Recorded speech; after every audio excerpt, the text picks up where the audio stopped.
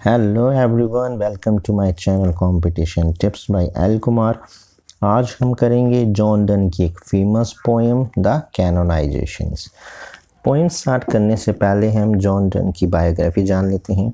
John Donne का जो जन्म हुआ था वो 22 फरवरी 1572 लंदन में हुआ था। उनकी डेथ हुई थी 31 मार्च 1631, यानी कि वो कुल 58 साल 58 साल तक जिए और उनकी मौत और जन्म दोनों ही लंदन इंग्लैंड में हुए थी। उनके पेरेंट्स थे जॉन डन और माताजी थी उनकी एलिजाबेथ हेवर्ड्स। उनकी स्पाउस थी एना मूर और इन्होंने एजुकेशंस ली थी heart hall, Oxford and university of Cambridge में।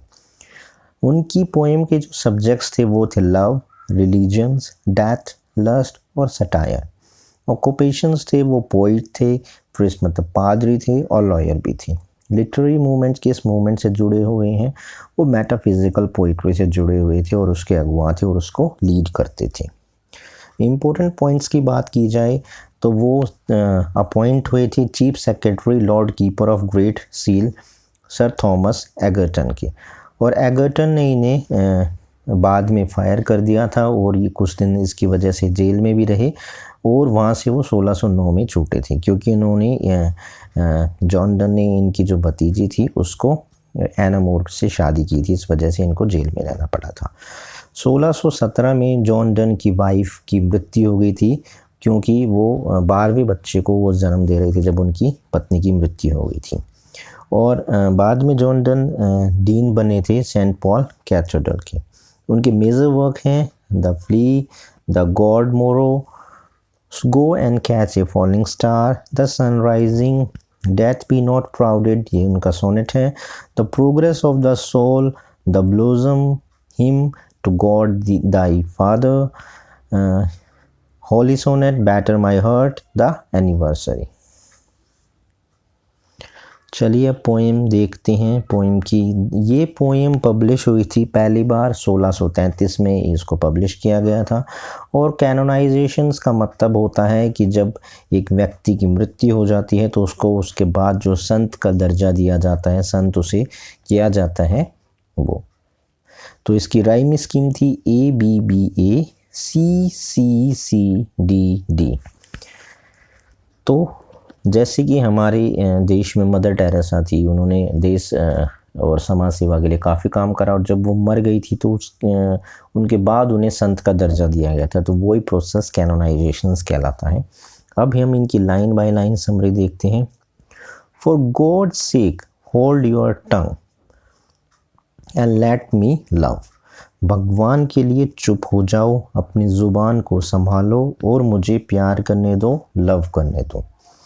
और चाइड माई पैल्सी और माई गाउट, तुम चाहो तो मेरे लकवे। जो पालसी होता है वो लकवा होता है और गाउट होता है गठिया। गठिया जो बुज़ुर्गों में देखने को मिलता है पैर में, घुटनों में, तो वो कहता है कि तुम चाहो तो मेरे लकवे का या फिर मेरे गठिए की निंदा कर सकते हो, उसका तिरस्कार कर सकते हो, उसका मजाक उड़ा सकते हो। My 5 grey hair and ruin fortunes flout, तो वो यहाँ पे कहता है कि तुम मेरे जो ये 5 बाल सफ़ेद हो गए, ग्रे मतलब सफ़ेद हो गए हैं, तुम उसका मजाक उड़ा सकते हो, या फिर मेरे पास जो पैसे थे जिसे मैंने बर्बाद कर दिया है, उन्हें समाप्त कर दिया है, तुम उसका मजाक उड़ा सकते हो। तो ये जो रूअन फॉर्च्यून फ्लोट है मतलब उसने जो बर्बाद कर दिए, जो वेल्थ थी उसके बारे में कह रहे हैं कि जो मेरे पास पैसे थे मैंने उसे बर्बाद कर दिया या समाप्त कर दिया, तुम उसका मजाक उड़ा सकते हो। With wealth your state your mind will arts improve, तो तुम अपनी वेल्थ, तुम जो अपनी धन दौलत है उसको इकट्ठा करो और अपनी सिचुएशन, जो सामाजिक हैसियत होती है, जो पैसे से लोग देखते हैं, सामाजिक हैसियत को ऊंचा उठाओ। और जो ये आर्ट है, आर्ट का मतलब यहाँ पढ़ने से है, अपने आर्ट्स में अपना दिमाग लगाओ, अपने माइंड को इम्प्रूव करो।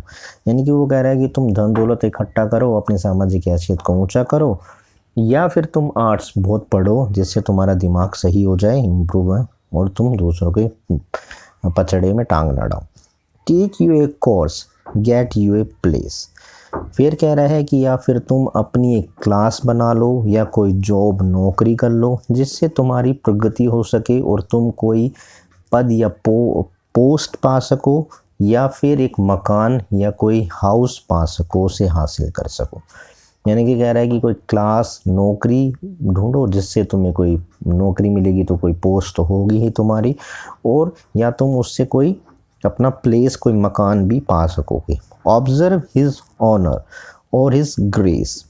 अब यहाँ पे कहता है कि साथ ही जो मेंबर ऑफ रॉयल्टीज़ हैं जैसे कि किंग हैं, उसका जो मान सम्मान है, जो उसकी ख्याति होती है, दूर दूर तक उसका मान सम्मान करते हैं लोग, वो देखो, और उसकी शोभा मतलब ग्रेस जो उसकी शोभा को देखो और उसे भी देखो। यानी कि यहाँ पर पोइट जो कह रहे हैं किंग ऑफ रॉयल्टी है, वो बड़े बड़े लोगों को ऑब्जर्व करो, उनका अनुसरण करो कि वो कैसे, क्यों वो इतने फेमस हैं, क्यों उनकी इतनी ग्रेस जो शोभा है, तो उनको आप ऑब्जर्व करो।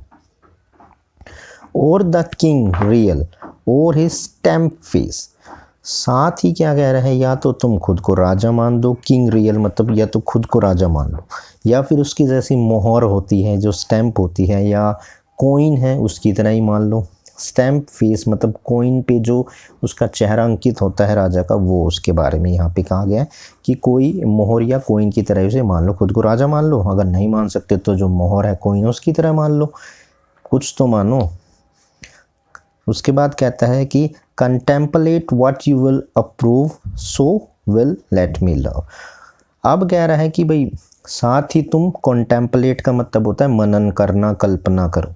साथ ही तुम मनन करो, कल्पना करो और जो तुम्हें अच्छा लगे उसे चुनो और उसे करो। यानी कि जो तुम्हें सही लग रहा है तुम उस पर ध्यान दो, उसकी कल्पना करो कि वह तुम्हारे बारे में सही है, उसको चुनो। और so you will let me love, तो तुम मुझे अकेला छोड़ दो, मुझे अब प्यार करने दो। तो ये सारी चीज़ें पोइट ने पहले पैराग्राफ में, इसमें पहले स्टैंजा में बताई हैं कि कैसे ये चीज़ें तुम करो और मुझे तुम अकेला छोड़ दो, मुझे प्यार करने दो। Alas alas who injured by my love. मुझे यह बतलाओ या मुझे बतलाओ कि मेरे प्यार के कारण कौन घायल या हर्ट हो गया है। मैंने किसको घायल कर दिया, मेरे प्यार की वजह से कौन घायल हो गया, मुझे ये बतलाओ। What merchant ship have my sight drowned। तो जो ये मर्चेंट होता है व्यापारी होता है, और जो ये ड्राउंड मतलब होता है डूबना। तो वो यहाँ पर पोइट कह रहा है और जो मैं ये लंबी लंबी सांस ले रहा हूँ तो उसकी वजह से ये मैं आगे बढ़ रहा हूँ, उसकी वजह से कौन से जो व्यापारी या मर्चेंट है उसके जहाज़ हैं वो डूब गए हैं। यानी कि मेरी आहों के भरने की वजह से व्यापारी के जहाज़ डूब गए हैं, ऐसा क्या हुआ है। Who say my tear have overflowed his ground। या किसने कहा, Who says किसने कहा कि मेरे आंसुओं से, मेरी आंखों से जो आंसू आ रहे हैं उसके कारण बाढ़ आ गई हो, और उसके कारण जो बाढ़ के कारण जो घर है वो ज़मीन है वो बह गए हो। यानी कि मेरे आंसुओं के कारण क्या बाढ़ आ गई है और क्या लोगों के घर और ज़मीन उसमें बह गए हैं। When did my cold a forward spring remove।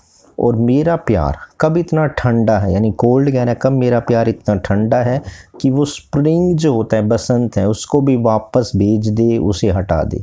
मतलब मैं इतनी, वो मेरी आहें जो इतने वो हो जाएं कि मेरे प्यार इतना ठंडा है कि, क्योंकि जब ठंड खत्म होती है जब स्प्रिंग आता है तो ये इतना ठंडा कर देगा कि दोबारा स्प्रिंग हट जाए, यानी दोबारा ठंड आ जाए।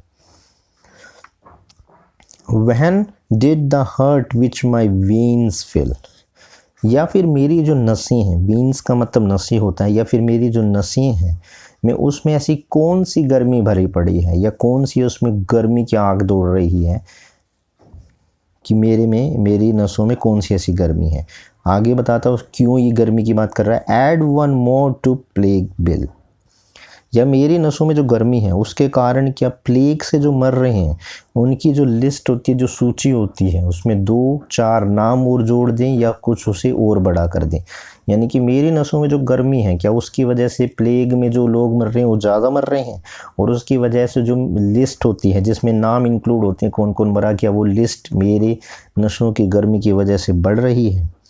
Soldier find war and lawyer find out still litigious man which quell move through sea and I do love। Soldier जो हैं, सोल्जर फाइंड कर रहे हैं, क्या कर रहे हैं, वॉर, यानी कि सैनिक जो हैं वो युद्ध को ढूंढ ही लेते हैं, फाइंड कर ही लेते हैं, यानी कि वो तो युद्ध लड़ रहे हैं। और जो लॉयर्स हैं वो क्या ढूंढ लेते हैं, वो भी ऐसे केस ढूंढ लेते हैं, कैसे, लिटिजस मैन। लिटिजस मैन वो होते हैं जो मुकदमेबाजी में, लड़ाई में ज़्यादा खुश रहते हैं और वो उसको कंटिन्यू करना चाहते हैं। तो इसलिए यहाँ पॉइंट कह रहा है कि सैनिक जो हैं वो युद्ध को ढूंढ लेंगे, वो युद्ध करेंगे। और जो वकील हैं वो अभी भी ऐसे केसेस या ऐसे लोगों से मिलेंगे, लिटिजियस मैन, जो मुकदमे और लड़ाइयों को जारी रखना चाहते हैं। यानी कि हर कोई जिसकी जो मंजिल होती है ढूंढ लेता है, सब अपने काम में लगे हुए हैं, सब अपने काम में बिजी हैं, कोई काम रुक नहीं रहा है। तो see and I do love, तो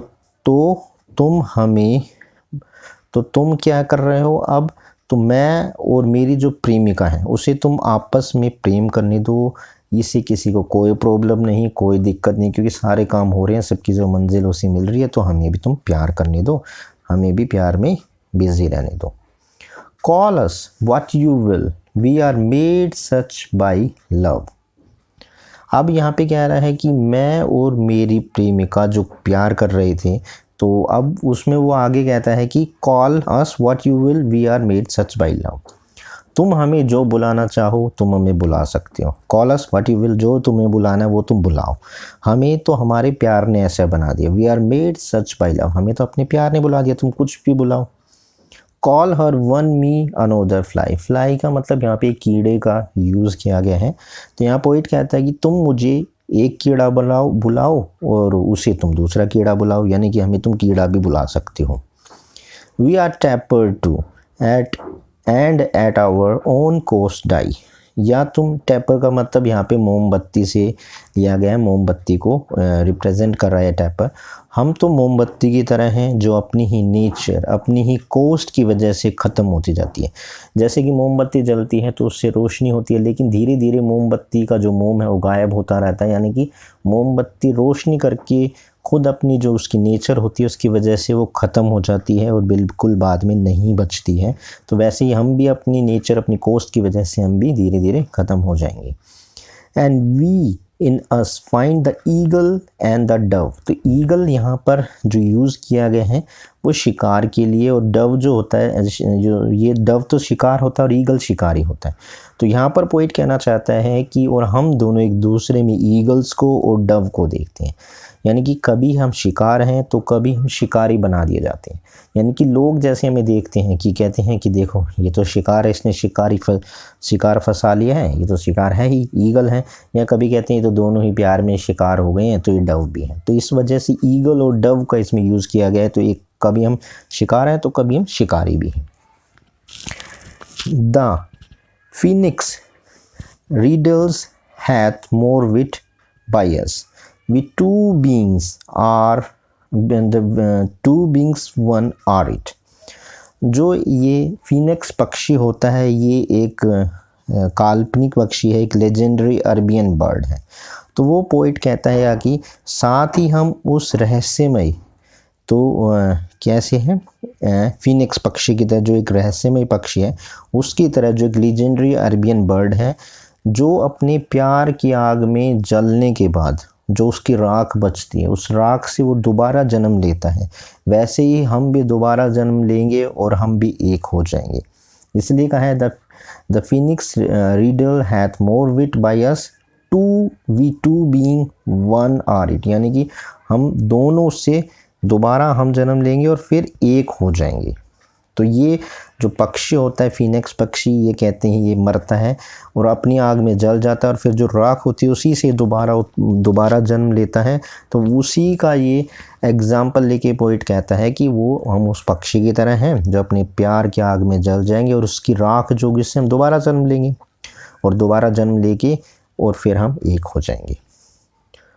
सो to one neutral things both sexes fit, ठीक उसी तरह जिस तरह से कोई न्यूट्रल चीज़ होती है जिसमें दोनों चीज़ें होती हैं, न्यूट्रल चीज़ होती है जिसमें दोनों सेक्सेस होते हैं, हम भी उसमें फिट हो जाएंगे, हम भी वैसे ही हो जाएंगे। मतलब एक जिस्म और दो जान हो जाएंगे, मतलब न्यूट्रल चीज़ बन जाएंगे हम, जिसमें दोनों शरीर होते हैं।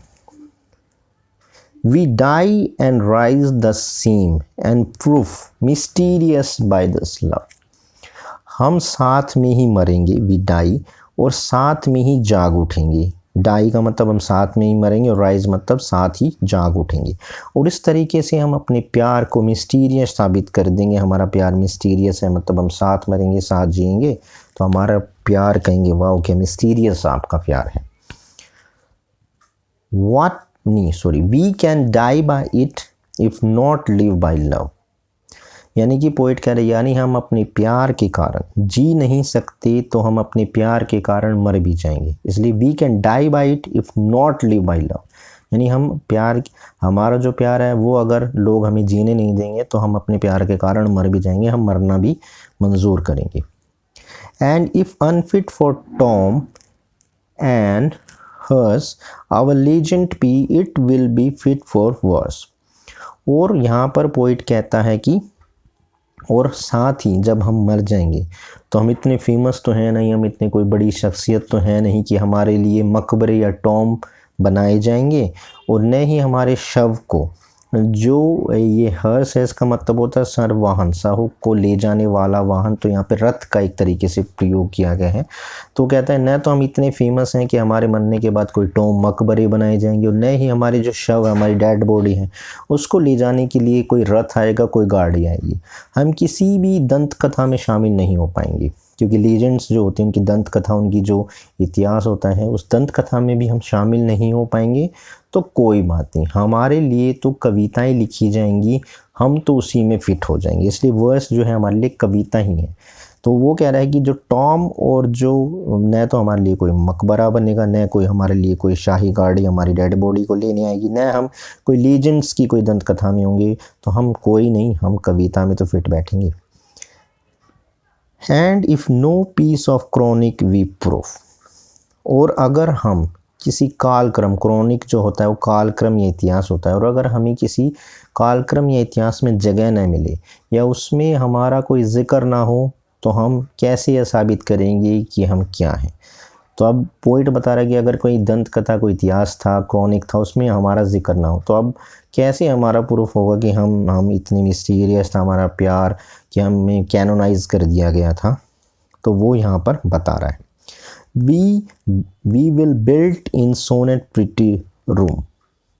तो वो क्या करेंगे जबकि उसका किसी जिक्र नहीं होगा इतिहास में, कालक्रम में, तो हम एक जो सोनेट होता है, सोनेट छोटा होता है, तो सोनेट में हम अपनी लिए जगह बनाएंगे, अपना घर बनाएंगे और उसी में रहेंगे। प्रिटी रूम्स मतलब उसी में कमरे भी बनाएंगे, घर बनाएंगे, उसी में रहेंगे।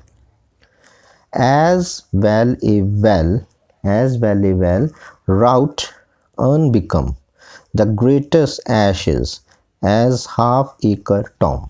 तो वो कह रहा है कि जिस तरीके से जो अन होता है, कलश होता है, तो वो कह रहा है कि जिस तरीके से खूबसूरत अन में हमारी ऐशेज जो राख होती हैं, जो दाह संस्कार के बाद जो राख रखी जाती है, वो किसी अन खूबसूरत अन में रखी जाए, या जो एक आधा एकड़ में बना हुआ हमारा मकबरा टॉम है, जिससे हमारे शरीर को उसमें दफनाया गया था उस टॉम में, उससे हमें जो इज़्ज़त मिलेगी ना, उसी तरह की इज़्ज़त हमें उस छोटी सी पोएम से भी मिलेगी। तो यहाँ पर कंपेयर कर रहा है कि पोइट ये कह रहा है कि चाहे हमें एक महंगे कलश में रख दो, चाहे हमारे लिए हाफ एकड़ का एक मकबरा बना दो, लेकिन हमें जो है ना वो जो खुशी होगी, जो एक छोटी पोएम्स में भी हो जाएगी। छोटी पोएम भी हमारे लिए काफ़ी इज़्ज़त वाली होगी, छोटी पोएम में हम रह पाएंगे। अब वो कहता है and by these hymns all shall approve us canonize for love. तो वो यहाँ पर कहता है कि जो ये छोटी पोएम थी और जो ये लव पोएम हमारे बारे में लिखी गई थी, जिसके साथ लोग इस बात को मानेंगे, उसे स्वीकार करेंगे, उसे एक्सेप्ट करेंगे कि हमारे प्यार के कारण हमें कैनोनाइज कर दिया गया, हमें तो सेंट का दर्जा दे दिया गया। तो ये हिम्स जो छोटी पोएम्स थी उसकी वजह से वो हमें अप्रूव देंगे, हमें स्वीकृति देंगे, हाँ कि भाई तुम्हारा प्यार था तो हमने तुम्हें कैनोनाइज करा है, इस प्यार ही जो था तुम इसकी वजह से संत बन गए हो। तुम एक कैनोनाइज हो गई, पवित्र हो गई हो। And thus invoke us you whom reverend love. तो यहाँ पर वो कह रहा है कि थस इन्वोक अस का है पहले कि फिर वो लोग जिन्होंने हमें कैनोनाइज किया है वो हमारा आह्वान करेंगे, प्रार्थना करेंगे। तो इन्वोक का मतलब हो रहा प्रार्थना, एंड थस इन्वोक अस मतलब जिन लोगों ने हमें कैनोनाइज किया है, संत का दर्जा दिया है, वो हमें आह्वान करेंगे, हमारे से प्रार्थना करेंगे। You whom reverence love made one another hermitage. Hermitage का मतलब होता है आश्रम और रिवेंट का मतलब होता है आदरणीय। तो यहाँ पर पोइट कह रहा है कि आपका यह जो प्यार था वह प्यार जो आदरणीय था, मतलब रिस्पेक्टेबल था, उसने एक दूसरे के प्यार को होली प्लेस या आश्रम की तरह बना दिया है। तो यहाँ पर पोइट का सीधा सा मतलब है कि आपका प्यार बहुत रिस्पेक्टेबल है, आप इतना प्यार था कि ये जगह जो है वो एक आश्रम, एक होली प्लेस के रूप में फेमस हो गई है, वो बन गई है। You to whom love was peace that now is rich। जो आपका जो प्यार कभी शांति था, कभी अच्छाई था, वो आजकल गुस्से का कारण बन गया है। गुस्सा आ रहा है लोगों को, गुस्से का कारण बन गया। जो कभी अच्छाई था, पीस थी, शांति थी, अच्छाई थी, वो रेज हो गया। रेज मतलब गुस्से का कारण है। Who did the whole world soul contract and drop into the glass of your eyes। और जो संसार है उसकी जो आत्माएं हैं, सोल जो आत्माएं होती है, वो मानो सिकुड़ गई हैं, इसमें सिकुड़ गई हैं, कॉन्ट्रैक्ट हो गई हैं। और जो मतलब वो कह रहा है कि जितनी भी आत्माएं थी वो सिकुड़ गई और तुम्हारी आंखों में समा गई हैं। और इस दुनिया की जो सच्चाई है वो सब तुम देख सकते हो। तुम्हारी मौत के बाद अब तुम हेवंस में, स्वर्ग में हो, और तुम कैनोनाइज हो चुके हो, बहुत पवित्र हो चुके हो, होली हो चुके हो। तो कहने का मतलब ये इसमें सिंपल में कहें तो कि तुम तो अब मर चुके हो, तुम तो स्वर्ग में पहुंच चुके हो। तो तुम्हारी आंखों में एक ऐसी शक्ति है जिससे तुम जो दुनिया की सच्चाई है वो तुम देख सकते हो, क्योंकि तुम तो बहुत पवित्र हो गए, तुम तो संत बन गए हो। तो ये सारी आत्माएं तुम्हें हेल्प कर रही हैं कि दुनिया की सच्चाई देखने के लिए तुम उस सच्चाई को जानो, उस सच्चाई को पहचानो। So made such mirror and such spies that they did all to you epitomise. तो वो कहता है कि तुमने अपने प्यार को पूरे संसार में फैला दिया है, सब तुम्हारी तरह प्यार करना चाहते हैं। यानी कि तुम्हारा प्यार देख के हर कोई कह रहा है कि हम ऐसा प्यार करें। इसलिए उस आइडल लव को, जो एक आइडल है, एक आदरणीय है, एक मतलब एक बेंचमार्क बन गया तुम्हारा लव, उस लव को हर जगह ढूंढा जा रहा है, उसे सर्च किया जा रहा है, कहाँ वो ऐसा लव मिलेगा जैसे उन्होंने किया था, उसका पता लगाया जा रहा है। तुम्हारा प्यार एक मिरर है, एक शीशे की तरह है, जिसमें सच्चा प्यार देखा जा सकता है, तो उसमें ढूंढा जा सकता है। तुम्हारा प्यार एक मिरर की तरह चमक के दिखता है, हाँ भाई ये सच्चा प्यार है। लेकिन वो सच्चा प्यार अब हमें कहीं मिल नहीं पा रहा है। क्यों नहीं? क्योंकि वो तो कैनोनाइज हो गए, वो तो मर गए हैं, तो वो संत हो गए। लेकिन अब जैसे उन्होंने प्यार किया था वैसा प्यार दुनिया में नहीं मिल रहा। लोग खूब कोशिश कर रहे हैं ढूंढने की, लेकिन नहीं, वो सक्सेसफुल नहीं हो पा रहे। Countries, town, courts back from above A pattern of your love. तो ये देश, कंट्री और ये जो टाउन है और जो कोर्ट्स हैं, सब तुमसे विनती कर रहे हैं, बैक कर रहे हैं, विनती कर रहे हैं, रिक्वेस्ट कर रहे हैं कि जिस तरह से तुम्हारा प्यार तुम करते थे वैसा प्यार हम सभी को मिल जाए, हम सब वैसा ही प्यार करें। वो जो तुम्हारा प्यार का जो पैटर्न था एक तरीके से उसको फॉलो करें। जब अब तुम एक प्रतीक बन चुके हो, आइडल लव के आइडल लव हो चुके हो, और ऐसे आगे आने वाली पीढ़ियाँ जो हैं वो कहेंगी कि तुम्हारा प्यार एक कैनोनाइज था, एक प्रतीक था। एपिटोमाइज का मतलब होता है प्रतीक। तो प्रतीक हो तुम उस प्यार के। लोग ढूंढ रहे हैं, वो पैटर्न फॉलो करना चाहते हैं, वो रिक्वेस्ट कर रहे हैं कि हमें भी ऐसा प्यार मिले, हम भी ऐसा ही प्यार करें कि इतना पवित्र प्यार हो कि हम संत का दर्जा पा जाए। तो ये थी द कैनोनाइजेशन, जॉन डन की फेमस पोएम। मैंने पूरी कोशिश की है कि लाइन बाय लाइन आपको समरी बता दी जाए। तो मिलते हैं अगली वीडियो में इसके कुछ क्वेश्चन आंसर लेकर। तब तक के लिए हैव ए नाइस डे।